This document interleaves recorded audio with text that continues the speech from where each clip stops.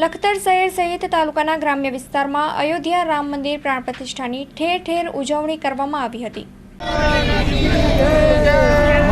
જય શ્રી રામ. રામાય રામભદ્રાય રામચંદ્રાય વેદસે રઘુનાથનાથાય સીતાયાં પતયે નમઃ. લોકાભિરામં રણાંગધીરં રાજીવનેત્રં રઘુવંશનાથં કારુણ્યરૂપં કરુણાકરંतं શ્રીરામચંદ્રં શરણં પ્રપદ્યે.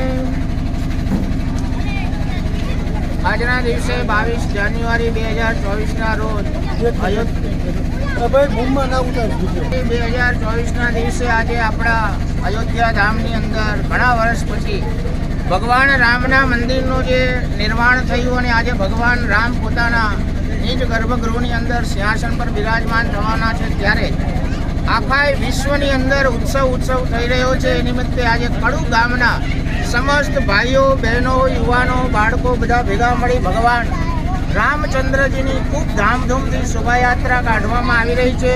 શોભાયાત્રા સંપન્ન થયા પછી ભગવાનના મંદિરની અંદર ભગવાનની બરાબર જે સમયે અયોધ્યાની અંદર ભગવાન રામની મહાઆરતી સંપન્ન થવાની છે 12:28 એ જ સમયે કડુ ગામના મંદિરની અંદર ભગવાનની મહાઆરતી સંપન્ન થશે અને પછી પ્રસાદ વિતરણ થશે અને ગામના સમસ્ત બાળકોને મિષ્ટાન ને સૂકી ભાજીને એનું ભોજન કરવામાં આવશે.